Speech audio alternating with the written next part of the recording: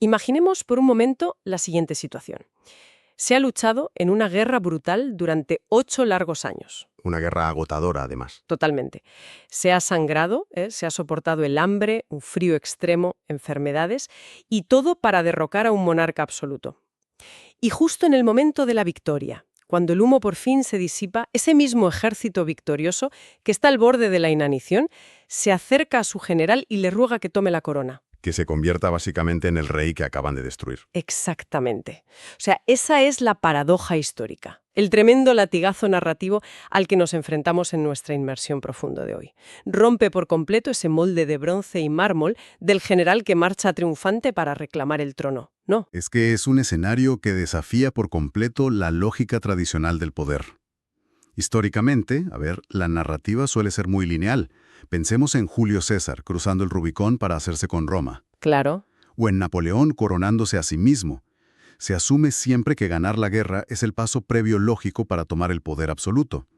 Sin embargo, al analizar hoy el volumen 4 de la clásica obra de Washington Irving, Life of George Washington, vemos otra cosa. ¿Y tanto?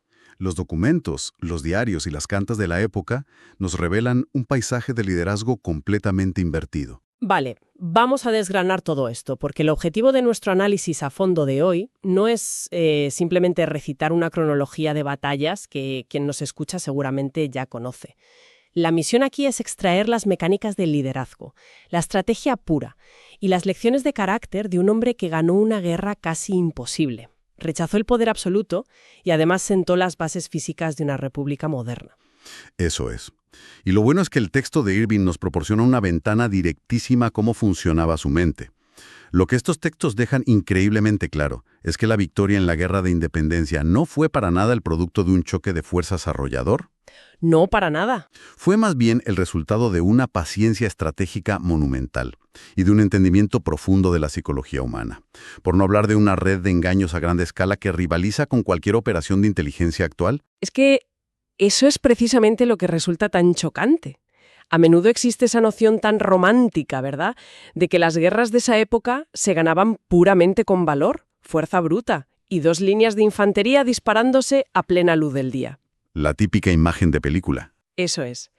Pero al adentrarnos en estas páginas que describen el final del conflicto, la realidad es muchísimo más oscura y súper calculada.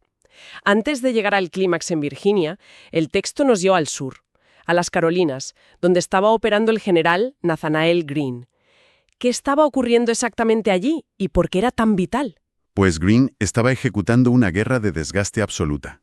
Irving recopila relatos de batallas en el sur, como la de Eutaw Springs, que fueron auténticas carnicerías. ¡Madre mía! Batallas cuerpo a cuerpo, bajo un calor sofocante en el sur, donde las líneas de infantería se rompían y acababan luchando con bayonetas y con las culatas de los mosquetes. Pero fíjate, el propósito de Greene no era necesariamente conquistar el territorio. Ah, no, entonces ¿qué buscaba? Buscaba desangrar la maquinaria logística y humana de los británicos. Al mantener a las tropas de Lord Cornwallis en un estado de persecución constante, de agotamiento total, Greene estaba preparando el tablero. Entiendo, estaba debilitando a la presa, por así decirlo. Exacto, debilitando a la presa para que Washington pudiera asestar el golpe definitivo más al norte. Vale, o sea que Greene desgasta a Cornwallis, lo va empujando hacia la costa de Virginia, hacia Yorktown. Pero el problema, según entiendo al leer las fuentes, es que el comandante en jefe británico, que era Sir Henry Clinton, estaba cómodamente atrincherado en Nueva York con un ejército enorme. Y muy bien equipado, además. Claro. Entonces, si Clinton enviaba refuerzos al sur para ayudar a Cornwallis, se acababa la guerra para los estadounidenses. Mi pregunta es, ¿cómo demonios se oculta a un ejército entero que tiene que marchar cientos de kilómetros hacia el sur para atrapar a Cornwallis sin que Clinton se entere? Pues creando una realidad alternativa, tal cual. Las fuentes documentan muy bien cómo Washington orquestó una campaña de desinformación masiva. Ordenó la construcción de enormes hornos de pan de ladrillo en Nueva Jersey. Espera, ¿hornos de pan? Hornos de pan, sí, justo frente a las posiciones británicas en Nueva York. Y esto es fundamental porque en el siglo XVIII los ejércitos marchaban, como se suele decir, sobre sus estómagos. Claro, la logística de la comida era vital. Si un espía británico veía que se estaban construyendo hornos con capacidad para alimentar a miles y miles de hombres, La única conclusión lógica que podía sacar era que un ejército gigantesco se estaba preparando para un asedio prolongado en Nueva York. ¡Ostras, es brillantísimo! Es decir, aprovecharon la propia lógica militar del enemigo en su contra. Exactamente. Y la cosa no se detuvo ahí. Washington también mandó construir botes de fondo plano, que son ideales para un desembarco anfibio, claro, y estableció campamentos completamente falsos. Hasta hizo circular cartas con supuestos planes de ataque sobre Nueva York, asegurándose, muy sutilmente, de que cayeran en manos de espías británicos. Menuda locura de operación. Es pura prestidigitación. Es el truco clásico de un buen mago. Te obliga a mirar fijamente la mano derecha, que está haciendo un montón de ruido en Nueva York con los hornos y los botes, mientras la mano izquierda se desliza en silencio para preparar el golpe letal en Virginia. Esa analogía captura perfectamente la maniobra. Pero hay que añadir un matiz crucial que Irving subraya mucho en su obra. A ver, lo fascinante aquí es que este engaño no fue solo una jugada brillante o un capricho táctico. Fue un acto de pura desesperación matemática. ¿En qué sentido? Washington sabía perfectamente que lograr una victoria terrestre definitiva era imposible si no tenían superioridad marítima. El Imperio Británico controlaba los océanos, eso era indiscutible. La única forma real de aislar a Cornwallis en Yorktown y evitar que la Armada lo evacuara por mar era coordinar este movimiento terrestre con la llegada de la flota francesa del Conde de Grasse. Lo cual nos lleva directamente al famoso cerco de Yorktown. La trampa estratégica se ha cerrado por fin, gracias al engaño de los hornos y a que la flota francesa ha bloqueado la bahía. Ya no hay salida. Pero claro, leer sobre la ejecución de este asedio rompe por completo cualquier noción idealizada de la guerra, porque cerrar esa trampa requería una brutalidad aterradora, y el libro no escatima en detalles sobre lo que realmente significaba estar bajo un bombardeo continuo en pleno siglo XVIII. No, desde luego que no. Los testimonios presenciales que recoge el volumen 4 ponen los pelos de punta. Irving cita a observadores que describen cómo el cielo nocturno sobre Yorktown se iluminaba por completo con los proyectiles de los morteros. Los describen cruzando la oscuridad como meteoros ardientes con colas llameantes. ¡Qué imagen tan potente y tan dantesca! Y caían sobre las posiciones británicas explotando y causando estragos indiscriminados. Las casas de la ciudad fueron arrasadas. A los barcos británicos anclados en el río les prendieron fuego con balas rojas. Balas rojas, o sea, balas de cañón que calentaban al rojo vivo antes de dispararlas para que incendiaran la madera al impactar. Exacto. El impacto psicológico de estar atrapado en esa pequeña franja de tierra sin ninguna posibilidad de escape y viendo cómo literalmente llovía fuego del cielo fue lo que acabó quebrando la moral británica. Y fíjate que no se trataba solo de artillería disparando desde una distancia más o menos segura. Hay un momento táctico muy específico en el texto que ilustra la tensión extrema de este asedio, el asalto nocturno a los reductos exteriores británicos. Alexander Hamilton es quien lidera la carga de la infantería ligera estadounidense. Y las órdenes que detalla el texto son de una crudeza escalofriante. Se les ordena avanzar en la oscuridad más absoluta sin disparar un solo tiro. Ni uno solo. De hecho, les obligan a descargar sus mosquetes antes de salir de las trincheras. Claro. El motivo táctico detrás de esa orden tan extrema era preservar el factor sorpresa a toda costa. En la época de la guerra con pólvora negra, el destello de un solo disparo en la noche habría iluminado instantáneamente la posición de las tropas de Hamilton. Claro, los habrían convertido en un blanco perfecto. Exacto, en un blanco de tiro al pato para los cañones británicos. Así que tenían que confiar exclusivamente en sus bayonetas. Es aterrador si nos detenemos a pensarlo fríamente. A menudo visualizamos estas batallas a través de esos óleos prístinos que vemos colgados en los museos. Pero la realidad táctica de esa noche era marchar a ciegas, armados únicamente con unos cuchillos largos acoplados a rifles inútiles para tener que arrancar con las manos desnudas las defensas de madera enemigas, conocidas como abatis. Y todo esto mientras recibían fuego a quemarropa. O sea, eso no es gloria romántica, es puro terror. Terror físico y psicológico sin duda, pero esa presión implacable dio sus frutos. Cornwallis, dándose cuenta de que la rendición o la aniquilación total eran sus únicas opciones, intentó un último movimiento a la desesperada. Las fuentes detallan cómo, en plena noche, intentó cruzar el río Gloucester con las pocas tropas sanas que le quedaban. Abandonando a los enfermos y heridos, por cierto. Sí, abandonándolo todo, el equipaje, a los heridos. con la esperanza de abrirse paso hacia el norte de alguna forma.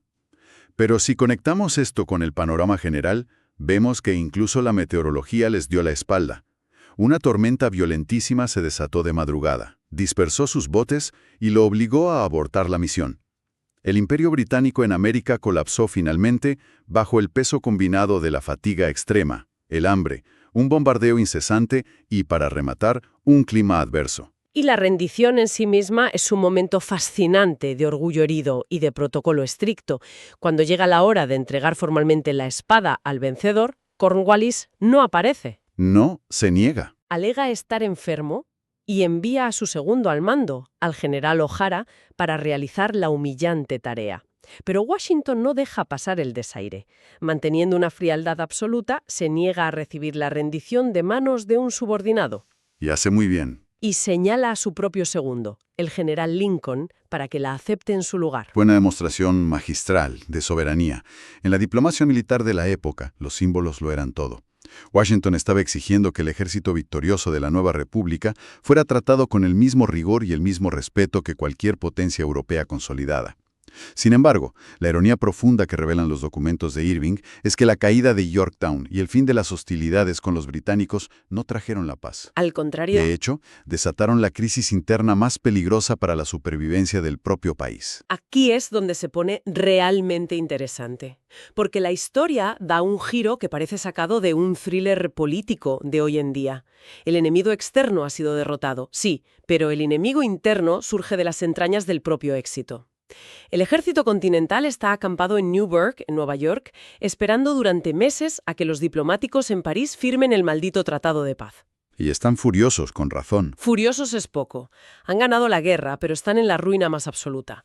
El Congreso es ineficaz, no tiene poder para recaudar impuestos y, por tanto, no ha pagado a los soldados en meses o incluso años. Las tropas ven con terror cómo van a ser disueltas y devueltas a la vida civil sin un céntimo, incapaces de mantener a sus familias después de haberlo sacrificado todo. Texto tan volátil, Irving nos presenta la infame carta del coronel Lewis Nicola. Nicola, que era un veterano súper respetado, le escribe a Washington argumentando que las repúblicas simplemente no funcionan, que el Congreso ha demostrado ser inútil. Y sus soluciones de traca. Su solución es que la única forma de garantizar un gobierno estable y el pago de las tropas es que Washington asuma el título de rey. Es de una ironía devastadora. Han soportado unas miserias indescriptibles para liberarse del rey Jorge III en Londres. Y la solución inmediata que proponen es, básicamente, coronar a un rey Jorge I en América. Ante esta oferta de poder absoluto, ¿cuál es la reacción de Washington? Sus cartas muestran una indignación feroz. Rechaza la propuesta de pleno, y no precisamente con diplomacia. Afirma que la mera idea le produce un, y cito, absoluto aborrecimiento. Palabras mayores. Le ordena a Nicola que nunca más vuelva a mencionar semejante concepto. Pero claro, el fuego del descontento ya estaba encendido. Poco después, empiezan a circular por el campamento las llamadas direcciones de Newburgh. Sí, unos panfletos anónimos. Exacto. Estaban escritos con una retórica brillante pero muy incendiaria, incitando abiertamente a los oficiales a amotinarse. El mensaje era muy claro. No entreguen sus armas, marchen sobre el Congreso y exijan lo que es suyo por la fuerza. La tensión llega a su punto crítico, cuando Washington decide convocar a todos sus oficiales a una asamblea. Los testimonios describen un ambiente cargadísimo, de resentimiento y de hostilidad. Washington entra en la sala para intentar razonar con hombres armados que sienten, y con razón, que el país que han creado los ha traicionado por completo. Saca una carta de un miembro del Congreso para leerla en voz alta, esperando calmar los ánimos, pero la letra de la carta es demasiado pequeña. Y entonces ocurre algo que no estaba en el guión. Un gesto minúsculo que literalmente cambia la historia. Washington se detiene, busca en su bolsillo y saca unas gafas de lectura. Y aquí es crucial entender que casi ninguno de sus oficiales lo había visto jamás usar gafas. Siempre había proyectado una imagen de invulnerabilidad casi estoica, de gigante inquebrantable. Al ponérselas, mira a sus hombres y dice una frase que desarmó por completo la sala. Les dice: «Caballeros, me permitirán que me ponga las gafas, pues no solo he encanecido, sino que casi me he quedado ciego al servicio de mi país». El peso psicológico de ese momento debe haber sido abrumador. Es una admisión de vulnerabilidad tan cruda, tan humana, que según dicen las fuentes hizo llorar allí mismo a veteranos curtidos en 1000 batallas. En un segundo, toda esa ira colectiva se evapora. Y lo que este episodio nos enseña sobre la fragilidad del poder es asombroso. La naciente República estadounidense no se salvó en ese momento gracias a sus sólidas instituciones. El Congreso era débil y la Constitución que hoy conocemos aún ni se había redactado. Cierto. El experimento democrático sobrevivió pura y exclusivamente gracias a la autoridad moral de un solo individuo. Si Washington hubiera querido marchar sobre la capital ese día, el ejército entero lo habría seguido sin dudarlo ni un segundo. Lo que hace que su siguiente paso sea todavía más incomprensible para el mundo del siglo XVIII.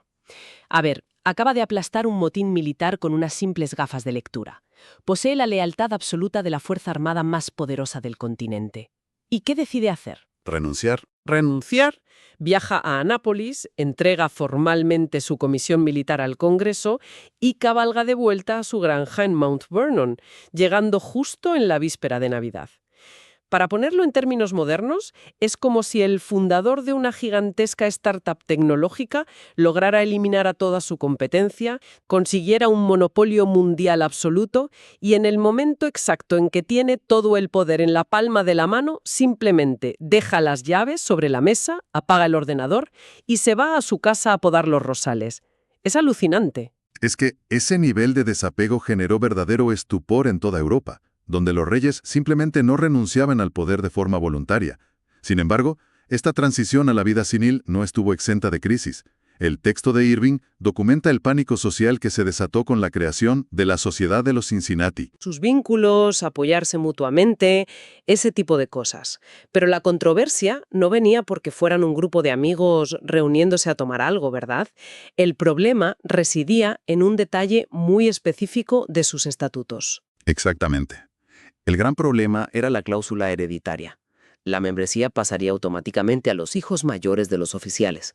Y claro, para una población civil que acababa de derramar su sangre durante 8 años precisamente para erradicar el concepto de títulos hereditarios y sangre noble, esto se percibió como una amenaza existencial brutal. Lógico, se iba a liar una buena. Jueces y políticos empezaron a publicar panfletos denunciando que los oficiales estaban intentando instalar una nueva aristocracia europea incrustada en América. El clamor popular fue tan severo que Washington, que había sido nombrado presidente honorífico de la sociedad, tuvo que intervenir personalmente en su primera reunión general. Utilizó toda su influencia para obligarlos a eliminar esa cláusula hereditaria. Fue otra intervención crucial para salvar la integridad moral de la República, cortando el problema de raíz. Y mientras apagaba todos estos incendios políticos, él solo intentaba llevar la vida de un simple agricultor, aunque, claro, la fama no se lo ponía nada fácil. Las fuentes muestran un lado casi cómico en su correspondencia privada. Sí, lo de las cartas es buenísimo. Le escribe a Francis Hopkinson quejándose amargamente de la avalancha de pintores y escultores que llegaban sin parar a Mount Vernon exigiendo retratarlo. Washington cuenta que al principio se resistía y se sentía súper incómodo, pero que finalmente se había resignado a sentarse en la silla del pintor con la misma docilidad con la que un caballo de tiro acepta sus correas. Un caballo de tiro, fíjate. Tal cual. Hasta el famosísimo escultor francés Jean-Antoine Houdon viajó hasta su casa solo para tomarle medidas. Pero es curioso cómo, en medio de ese circo mediático del siglo XVIII, Washington encontraba refugio en una meticulosidad agrícola que sinceramente rivalizaba con su logística militar. Los diarios de Mount Vernon revelan a un hombre obsesionado con la precisión. No podía evitarlo, era su naturaleza. Administraba 5 granjas separadas en su propiedad. Experimentaba constantemente con la rotación de cultivos y trazaba los mapas de los linderos con una exactitud geométrica asombrosa. Para Washington, aplicar esa disciplina férrea a la tierra, organizar un huerto de frutales o calcular los rendimientos exactos del grano era el antídoto perfecto contra el caos impredecible que había vivido en la guerra. Claro, el orden después del caos. Su mayor deseo expresado era, y aquí citaba mucho un texto bíblico que le encantaba, sentarse tranquilamente bajo su propia vid y su propia higuera. Esté rodeado de árboles frutales. Y aquí llegamos a la última gran visión que abarcan los textos de Irving en este volumen. Un hombre que anhela profundamente la tranquilidad de su hogar, que acaba de jubilarse tras 8 años de guerra sangrienta, de repente va, se sube a su caballo y emprende un viaje salvaje de más de 1100 kilómetros a través de la escarpada frontera occidental, ¿A su edad? cruzando los montes Apalaches y durmiendo a la intemperie. O sea, ¿qué fuerza es tan sumamente poderosa como para sacar a este hombre de su ansiado retiro y lanzarlo otra vez a los bosques? Esto plantea una pregunta importante, desde luego. Lo que lo sacó de Mount Vernon fue la constatación de una vulnerabilidad geopolítica existencial para los Estados Unidos.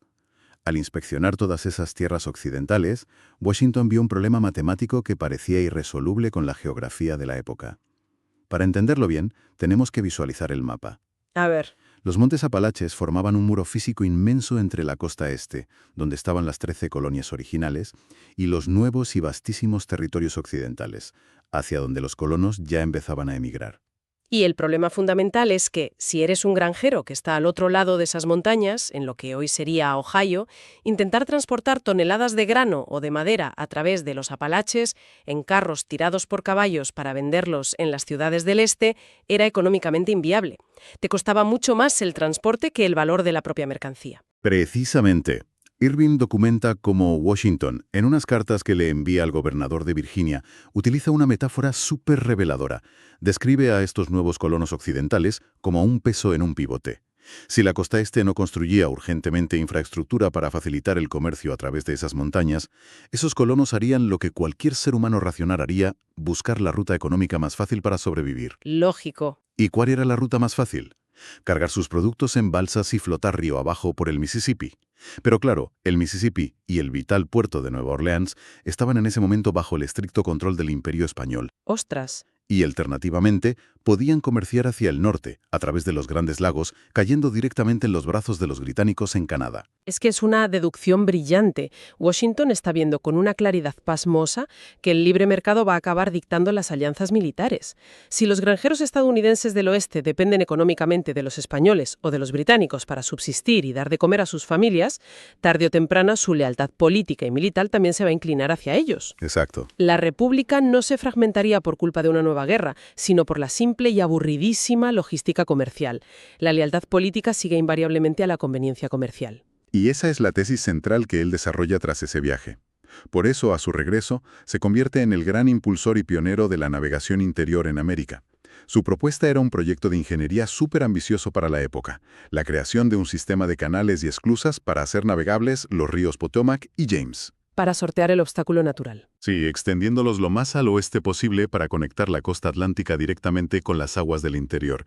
Washington entendió mucho antes que nadie que, más allá de los nobles ideales filosóficos sobre la libertad o sobre cómo redactar la Constitución, la infraestructura física y el comercio serían el verdadero pegamento. Lo que vertebraría al país. El pegamento que mantendría unida a una nación que era ya vasta y muy dispar. Y es muy notable que cuando las legislaturas estatales intentaron regalarle acciones de estas compañías de canales en señal de agradecimiento, inicialmente se negó a aceptarlas.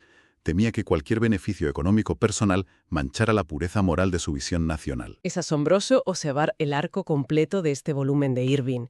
Hemos empezado nuestro recorrido de hoy en los campos de batalla del sur, analizando esa guerra de desgaste brutal y las complejas campañas de desinformación con hornos de pan falsos que permitieron la victoria en Yorktown. Vimos el terror espeluznante de los asedios nocturnos y los asaltos a bayoneta limpia. Y luego pasamos al borde del abismo político. Sí, en Newburgh, donde un motín militar que amenazaba con devorar a la nueva república fue desarmado por la cruda vulnerabilidad de un hombre poniéndose unas simples gafas. Lo hemos visto entregar el poder supremo con la misma facilidad con la que regresó a sus campos de trigo, solo para darse cuenta después de que la salvación a largo plazo del país no dependía en absoluto de las armas, sino de los canales de agua y el comercio que unirían la geografía estadounidense. Y fíjate, el inmenso valor de analizar directamente las fuentes originales, como hace magistralmente Irving, es que nos obliga a abandonar esa visión higienizada y mitológica que solemos tener de la historia. Totalmente de acuerdo. Los documentos nos muestran un proceso muy desordenado, lleno de crisis constantes. Un proceso donde la creación de la nación fue una lucha agónica que requirió unos sacrificios inmensos y compromisos casi diarios, lo que demuestra que el verdadero liderazgo es, a menudo, la gestión silenciosa del caos. Pues para cerrar nuestro análisis de hoy me gustaría dejar una reflexión muy anclada en uno de los últimos actos oficiales de Washington antes de su retiro militar. Él envió una carta circular a los gobernadores de todos los estados. En ella establecía de forma muy clara que la libertad es la base del nuevo país. Un principio innegociable. Sin embargo, lanzó una advertencia severa, que curiosamente reverbera hasta nuestros días. Declaró que cualquiera que intentara derribar la estructura de la Unión, poniendo los intereses egoístas y locales por encima del bienestar común, merecía el castigo más severo que la sociedad pudiera infligir, y que el futuro dependía de olvidar esos prejuicios locales. Lo que nos invita a plantearnos a todos una pregunta final y provocadora, que va mucho más allá de los mosquetes y las tácticas navales que hemos examinado. ¿Es posible que la verdadera prueba de fuego de cualquier sistema democrático no resida en el momento espectacular y violento de ganar su independencia, sino en la capacidad monótona, diaria y silenciosa de sus ciudadanos para sacrificar sus ventajas individuales en favor del bienestar de una comunidad naciente? Pues es un dilema que define no solo la fundación de una república, sino la viabilidad de cualquier sociedad moderna actual. Sin duda alguna.